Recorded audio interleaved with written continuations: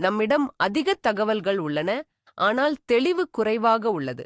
இதுதான் நவீன உலகின் முரண்பாடு. உங்கள் மனம் ஒரு போர்க்களம் போல உணர்கிறதா? எண்ணங்கள் சத்தமாகவும் முடிவுகள் கடினமாகவும் அமைதி தொலைவிலும் இருக்கிறதா? நீங்கள் தனியாக இல்லை. ஆனால் ஒரு தீர்வு இருக்கிறது. இது 10 பழக்கங்களைப் பற்றிய வீடியோ அல்ல. இது 100 விதிகளைப் பற்றியதும் அல்ல.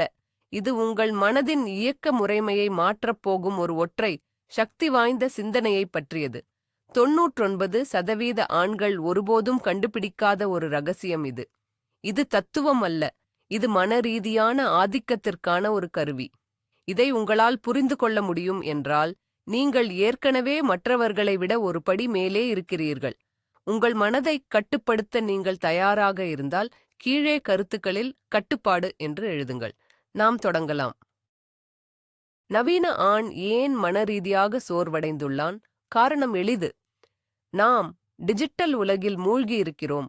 ஒவ்வொரு நொடியும் தூண்டுதல்கள், அறிவிப்புகள் மற்றும் பிறரின் கருத்துக்களால் தாக்கப்படுகிறோம். நம் மூளை அமைதிக்காக வடிவமைக்கப்பட்டது, ஆனால் நாம் அதை ஒருபோதும் அமைதியாக விடுவதில்லை. தொழில், உறவுகள், நிதி, ஆரோக்கியம், நாம் எல்லாவற்றையும் மிகைப்படுத்தி சிந்திக்கிறோம். ஒரு சிறிய பிரச்சனை மனதிற்குள் ஒரு பெரிய பூதமாக வளர்கிறது. இது பழங்கால ரோமானியர்களை பற்றியது அல்ல. இது ஒரு சந்தை வீழ்ச்சியை எதிர்கொள்ளும் ஒரு தலைமை நிர்வாக அதிகாரி, ஒரு இறுதிப் போட்டிக்கு முன் ஒரு தடகள வீரர், அல்லது ஒரு கடினமான உறவைச் சமாளிக்கும் ஒரு நவீன ஆண் பற்றியது. இது இன்றைய உயர் அழுத்தச் சூழலைப் பற்றியது. உங்கள் சொந்த எண்ணங்களுக்கு எதிராக நீங்கள் சக்தியற்றவராக உணர்ந்திருக்கிறீர்களா? கடந்த கால நிகழ்வுகளை மீண்டும் மீண்டும் மனதில் ஓடவிட்டு, எதிர்காலத்தைப் பற்றி கவலைப்பட்டு நிகழ்காலத்தை இழக்கும் அந்த உணர்வை நீங்கள் அறிவீர்களா? அந்த உணர்வுதான் நம்முடைய தொடக்கப்புள்ளி. அந்தச் சிறையிலிருந்து வெளியேறும் சாவியைத்தான் நாம் இன்று தேடப்போகிறோம். அந்த ஒற்றை சிந்தனை இங்கே உள்ளது. இது மிகவும் எளிமையானது, ஆனால் ஆழமானது. சில விஷயங்கள் நம் கட்டுப்பாட்டில் உள்ளன, மற்றவை நம் கட்டுப்பாட்டில் இல்லை. இதுதான் ஸ்டோயிசிசத்தின் அடித்தளம். இது கட்டுப்பாட்டின் இருநிலை என அழைக்கப்படுகிறது. இது ஒரு செயலற்ற தத்துவம் அல்ல, மாறாக இது ஒரு தீவிரமான கவனக்குவிப்புச் செயல். உங்கள் முழு ஆற்றலையும், உங்கள் முழு கவனத்தையும், உங்கள் முழு மன வலிமையையும் எங்கு செலுத்த வேண்டும் என்பதை தீர்மானிக்கும் ஒரு சக்தி வாய்ந்த வடிகட்டி இது. சராசரி மனிதன் தன் 99% ஆற்றலை தன் கட்டுப்பாட்டில் இல்லாத விஷயங்களைப் பற்றி கவலைப்படுவதில் வீணாக்குகிறான். ஆனால் ஒரு உயர்ந்த மனிதன், ஒரு ஸ்டோயிக், தன் கட்டுப்பாட்டில் உள்ள சிறிய வட்டத்திற்குள் தனது முழு சக்தியையும் செலுத்துகிறான். இந்த ஒரு வேறுபாடுதான் பலவீனத்திற்கும் அசைக்க முடியாத வலிமைக்கும் இடையில் உள்ள கோடு. இதை நீங்கள் உள்வாங்கிக் கொள்ளும்போது விளையாட்டு மாறுகிறது. உங்கள் மன உலகம் மாறுகிறது. நம் கட்டுப்பாட்டில் உள்ளவை எவை என்பதை ஆழமாக புரிந்து கொள்வோம். இது உண்மையில் என்ன அர்த்தம்? உங்கள் தீர்ப்புகள், உங்கள் நோக்கங்கள், உங்கள் செயல்கள், இவை மட்டுமே உங்கள் உண்மையான சாம்ராஜ்யம். ஒரு நிகழ்வு நடக்கிறது. அது நல்லதா கெட்டதா என்று நீங்கள் தீர்ப்பளிப்பது உங்கள் கட்டுப்பாட்டில் உள்ளது. ஒரு சவாலை எதிர்கொள்ளும்போது அதை நேர்மையுடனும் தைரியத்துடனும் அணுகுவது உங்கள் நோக்கம். அது உங்கள் கட்டுப்பாட்டில் உள்ளது. நீங்கள் எடுக்கும் ஒவ்வொரு அடியும், பேசும் ஒவ்வொரு வார்த்தையும் உங்கள் கட்டுப்பாட்டில் உள்ளது. முடிவுகள் அல்ல, முயற்சி மட்டுமே முக்கியம். இதுதான் ஒரு உயர்ந்த மனிதனின் களம். அவன் தனது செயல்களின் தரத்திற்கு பொறுப்பேற்கிறான், ஆனால் விளைவுகளுடன் தன்னை இணைத்துக் கொள்வதில்லை. ஏனென்றால் விளைவுகள் எப்போதும் முழுமையாக நம் கையில் இல்லை என்பதை அவன் அறிவான்.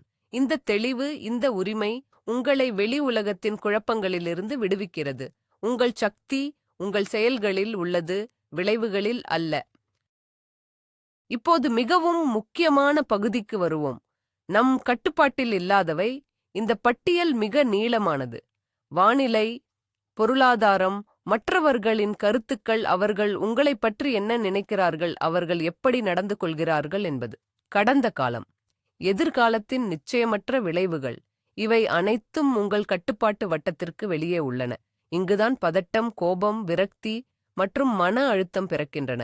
சராசரி மனிதன் தன் மன ஆற்றலின் பெரும் பகுதியை இந்த களத்தில் செலவிடுகிறான். அவன் மழையைப் பற்றி புகார் செய்கிறான், சக ஊழியரின் நடத்தையால் கோபப்படுகிறான், கடந்த கால தவறுகளுக்காக வருந்துகிறான். இது ஒருபோதும் வெற்றி பெற முடியாத ஒரு போரில் சண்டையிடுவதற்குச் சமம். நீங்கள் உங்கள் ஆற்றலை வீணடிக்கிறீர்கள், உங்கள் மன அமைதியை இழக்கிறீர்கள். ஒரு ஸ்டாயிக் இந்த உண்மையை ஏற்றுக்கொள்கிறார். அவர் இந்த போரை தவிர்க்கிறார். அவர் தன் கட்டுப்பாட்டில் இல்லாத விஷயங்களை மாற்ற முயற்சிக்கவில்லை. அவர் அவற்றை ஏற்றுக்கொண்டு தன் கவனத்தை மீண்டும் தன் கட்டுப்பாட்டில் உள்ளவற்றின் பக்கம் திருப்புகிறார். அந்த 5 நிமிட மன மீட்டமைப்பை நடைமுறையில் பார்ப்போம். அடுத்த முறை நீங்கள் கவலை, கோபம் அல்லது பதட்டத்தை உணரும்போது உடனடியாக நிறுத்துங்கள். மூச்சை இழுத்துவிடுங்கள். பின்னர் இந்த ஒற்றை கேள்வியை உங்களிடம் கேளுங்கள். இந்த சூழ்நிலையில் எது என் கட்டுப்பாட்டில் உள்ளது, எது என் கட்டுப்பாட்டில் இல்லை? உங்கள் கவலையின் மூலத்தை ஆராயுங்கள். அது உங்கள் கட்டுப்பாட்டில் உள்ளதா? உதாரணமாக, ஒரு முக்கியமான மீட்டிங்கிற்கு நீங்கள் தாமதமாகச் செல்கிறீர்கள். போக்குவரத்து நெரிசலில் சிக்கியுள்ளீர்கள். போக்குவரத்து உங்கள் கட்டுப்பாட்டில் இல்லை. ஆனால் நீங்கள் அமைதியாக இருப்பது, மீட்டிங்கில் இருப்பவர்களுக்கு ஒரு செய்தி அனுப்புவது, மாற்று வழியை தேடுவது ஆகியவை உங்கள் கட்டுப்பாட்டில் உள்ளது. போக்குவரத்து நெரிசலைப் பற்றி கவலைப்படுவதை நிறுத்திவிட்டு உங்கள் கட்டுப்பாட்டில் உள்ள செயலில் கவனம் செலுத்துங்கள். இந்த மன மாற்றம் உடனடியாக உங்கள் மனநிலையை மாற்றும். இது ஒரு மன ஸ்விட்ச். குழப்பத்திலிருந்து தெளிவுக்கு, சக்தியற்ற நிலையிலிருந்து சக்திக்கு மாறும் ஒரு தருணம். ஒரு பொதுவான தவறான கருத்தை உடைப்போம். இது விட்டுக் கொடுப்பது போல் தெரிகிறது.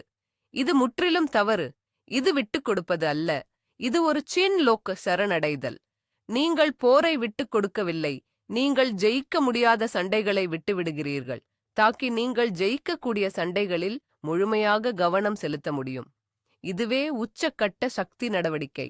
ஆற்றலை வீணாக்குவதை நிறுத்தி அதை புத்திசாலித்தனமாக முதலீடு செய்வதாகும். கற்பனை செய்து பாருங்கள். ஒரு தளபதி தன் படைகளை ஒரு அசைக்க முடியாத மலைக்கோட்டையை தாக்க அனுப்புகிறார். அது முட்டாள்தனம். ஒரு புத்திசாலித்த தளபதி தன் படைகளை பலவீனமான புள்ளிகளை தாக்க வழிநடத்துவான். உங்கள் மனம், உங்கள் படை, உங்கள் ஆற்றல், உங்கள் ஆயுதம், அதை எங்கே பயன்படுத்துவது என்பதை தேர்ந்தெடுப்பதுதான் உண்மையான லூக். கட்டுப்பாட்டில் இல்லாததை ஏற்றுக்கொள்வது பலவீனம் அல்ல. அது யதார்த்தத்தை அங்கீகரிக்கும் உச்சகட்ட பலம். இதை உங்கள் தொழில் வாழ்க்கையில் எப்படி பயன்படுத்துவது? நீங்கள் உங்கள் முதலாளியின் மனநிலையையோ, உங்களுக்கு பதவி உயர்வு கிடைக்குமா இல்லையா என்பதையோ கட்டுப்படுத்த முடியாது. இது உங்களை கவலையடையச் செய்யலாம், உங்கள் செயல்திறனை குறைக்கலாம். ஆனால் ஸ்டோயிக் அணுகுமுறை வேறு. உங்கள் வேலையின் தரம், உங்கள் தயாரிப்பு, உங்கள் அணுகுமுறை, உங்கள் நேர்மை ஆகியவற்றை நீங்கள் முழுமையாக கட்டுப்படுத்தலாம். பதவி உயர்வுக்காக கவலைப்படுவதை விட்டுவிட்டு உங்கள் துறையில் சிறந்தவராக மாறுவதில் உங்கள் முழு ஆற்றலையும் செலுத்துங்கள். ஒவ்வொரு நாளும் உங்கள் திறமைகளை மேம்படுத்துங்கள். ஒவ்வொரு வேலையையும் சிறப்பாகச் செய்யுங்கள். மற்றவர்கள் முடிவுகளைப் பற்றி கவலைப்படும்போது நீங்கள் செயல்முறையில் கவனம் செலுத்துங்கள். இந்த வகையான மனிதன் தவிர்க்க முடியாதவனாக மாறுகிறான்.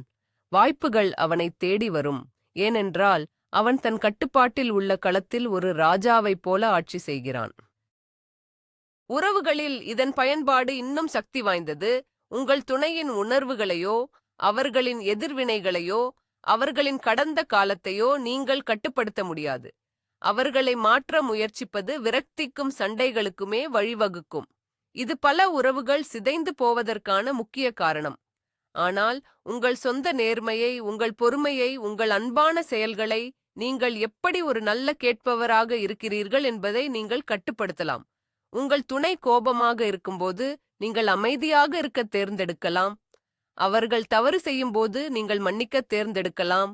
உங்கள் கட்டுப்பாட்டில் உள்ள உங்கள் பங்கில் மட்டும் கவனம் செலுத்துங்கள். நீங்கள் ஒரு நிலையான, அன்பான மற்றும் நம்பகமான பாறையாக இருக்கும்போது உறவின் அடித்தளம் பலப்படுகிறது. இது ஒரு திடமான, உடைய முடியாத பிணைப்பிற்கான ரகசியம். மன ஆற்றலின் இயற்பியலை பற்றி சிந்தியுங்கள். உங்கள் மனதிற்கு ஒரு குறிப்பிட்ட அளவு ஆற்றல் மட்டுமே உள்ளது, ஒரு பேட்டரி போல. ஒவ்வொரு முறையும் நீங்கள் கட்டுப்பாட்டில் இல்லாத ஒன்றைப் பற்றி கவலைப்படும்போது அது ஒரு பெரிய ஆற்றல் கசிவு. இது உங்கள் மன பேட்டரியை மெதுவாக ஆனால் நிச்சயமாக காலி செய்கிறது. நாளின் முடிவில் நீங்கள் ஏன் சோர்வாக உணர்கிறீர்கள்? பெரும்பாலும் உடல் சோர்வை விட மன சோர்வுதான் காரணம். ஸ்டோயிக் இந்த ஆற்றல் கசிவை மூடிவிடுகிறார். அவர் தன் கவனத்தை தேவையில்லாதவற்றிலிருந்து விலக்கி தேவையானவற்றில் குவிக்கிறார். இதன் விளைவு, முக்கியமான விஷயங்களுக்குச் செலவிட மகத்தான ஆற்றல், தெளிவு மற்றும் கவனம் கிடைக்கிறது. இது உங்கள் வாழ்க்கையில் நீங்கள் செய்யக்கூடிய மிகச் சிறந்த ஆற்றல் மேலாண்மை. கட்டுப்பாட்டுத் தசையை பயிற்றுவித்தல். இது ஒரு முறை செய்யும் தந்திரம் அல்ல, இது ஒரு தினசரி பயிற்சி. ஜிம்மில் உங்கள் தசைகளை பயிற்றுவிப்பது போல உங்கள் மனதையும் பயிற்றுவிக்க வேண்டும். ஒவ்வொரு முறையும் நீங்கள் கட்டுப்பாட்டில் இல்லாத ஒன்றைப் பற்றி கவலைப்படுவதை உணரும்போது நீங்கள் ஒரு மனப்பயிற்சியைச் செய்கிறீர்கள்.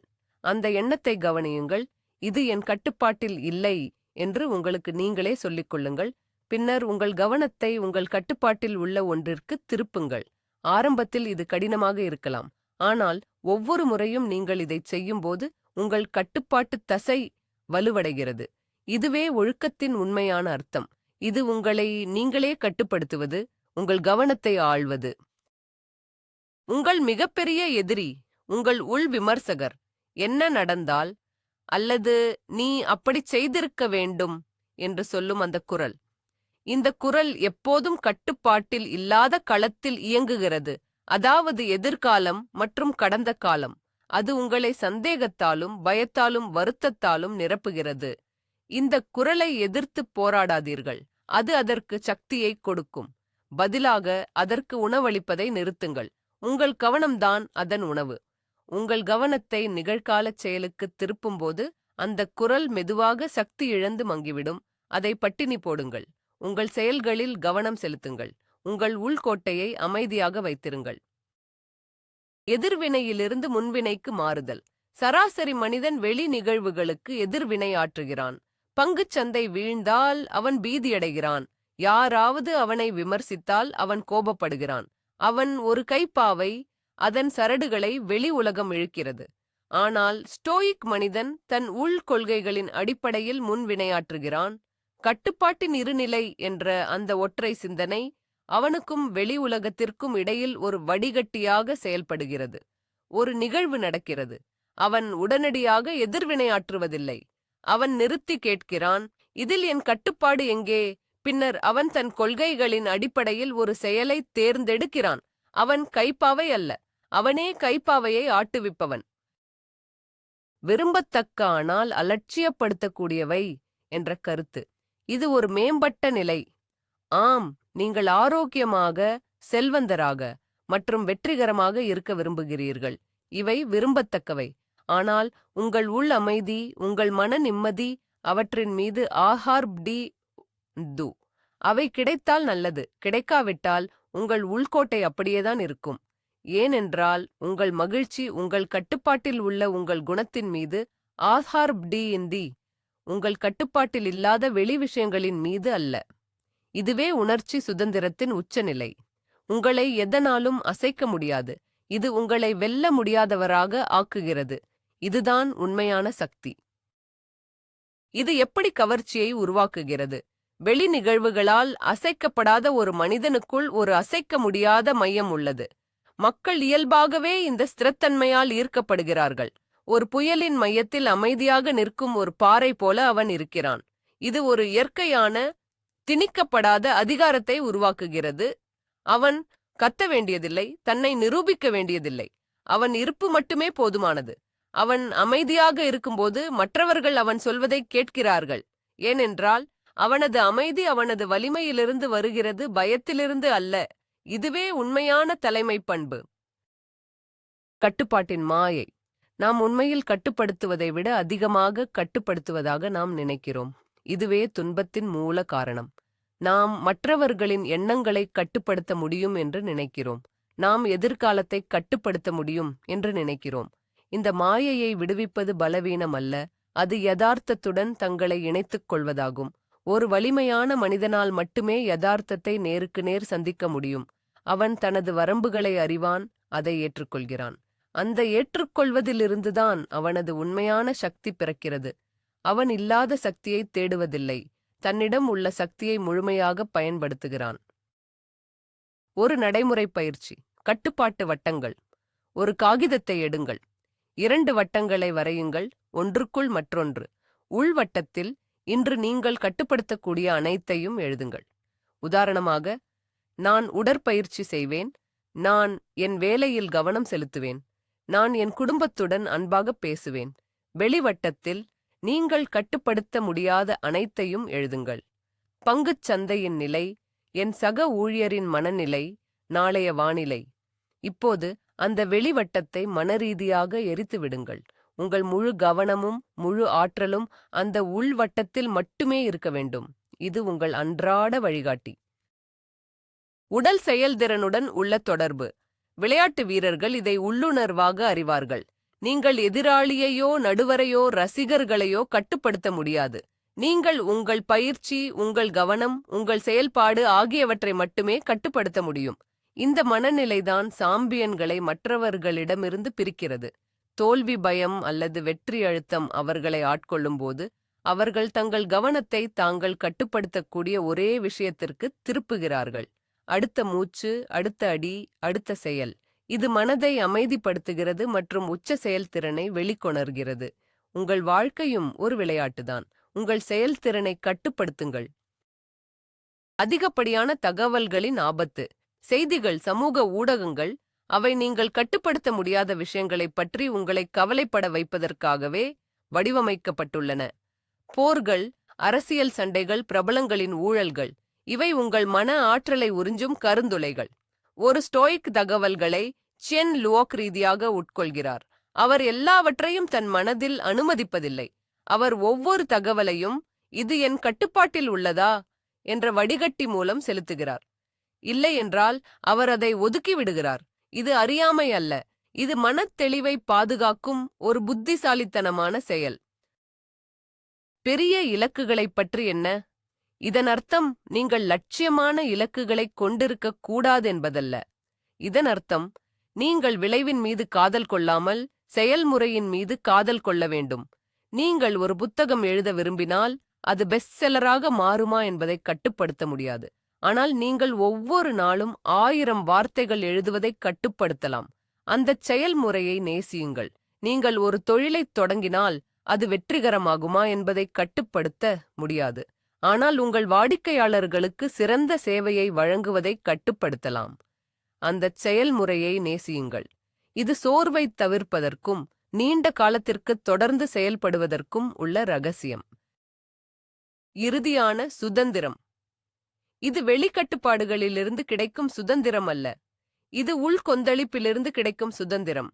இதுவே உண்மையான சுதந்திரம். இதை உங்களிடமிருந்து யாராலும் பறிக்க முடியாது. உங்கள் செல்வம், உங்கள் அந்தஸ்து, உங்கள் உறவுகள் கூட பறிக்கப்படலாம். ஆனால் உங்கள் மனதின் கோட்டையை, உங்கள் தீர்ப்புகளையும் செயல்களையும் கட்டுப்படுத்தும் உங்கள் திறனை யாராலும் தொட முடியாது. இதுதான் 1% ஆண்கள் ஹியுந்து கொள்ளும் உண்மை. அவர்கள் தங்கள் மகிழ்ச்சியை வெளி உலகத்திடம் ஒப்படைப்பதில்லை.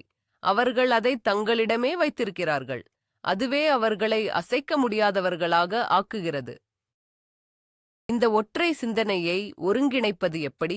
இதை உங்கள் இயல்பு நிலையான இயக்க முறைமையாக மாற்றுவது எப்படி? இது பயிற்சியின் மூலம் மட்டுமே சாத்தியம். ஒவ்வொரு முறையும் ஒரு சவாலை எதிர்கொள்ளும்போது எதிர்வினையாற்றுவதற்கு முன் ஒரு கணம் நிறுத்தி அந்தக் கேள்வியை கேளுங்கள். இதில் என் கட்டுப்பாடு எங்கே? இதை நீங்கள் தொடர்ந்து செய்யும்போது அது தானாகவே வரத் தொடங்கும். அது உங்கள் புதிய உள்ளுணர்வாக மாறும். எதிர்வினைக்கும் பதிலுக்கும் இடையில் ஒரு சிறிய இடைவெளி உருவாகும். அந்த இடைவெளியில்தான் உங்கள் சக்தி இருக்கிறது. அந்த இடைவெளியில்தான் உங்கள் சுதந்திரம் இருக்கிறது. இதுவே தெளிவான மனதின் திறவுகோல். இப்போது உங்களிடம் அந்த திறவுகோல் இருக்கிறது. சூழ்நிலைகளுக்கு அடிமையாக இருக்கும் ஒரு மனிதனுக்கும் தன் ஆன்மாவின் எஜமானாக இருக்கும் ஒரு மனிதனுக்கும் உள்ள வேறுபாடு இந்த ஒற்றை கேள்விதான். இது என் கட்டுப்பாட்டில் உள்ளதா? எளிமையே சக்தி. மிகைப்படுத்திச் சிந்திப்பதை நிறுத்துங்கள். உங்கள் உண்மையான சக்தி உண்மையிலேயே உங்கள் கட்டுப்பாட்டில் உள்ள மிகச் சில விஷயங்களில் உங்கள் முழு ஆற்றலையும் செலுத்துவதில் உள்ளது. அதை உணருங்கள்.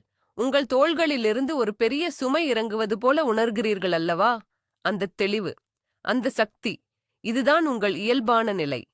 இந்த அறிவில் உங்கள் நேரத்தை முதலீடு செய்ததற்கு நன்றி.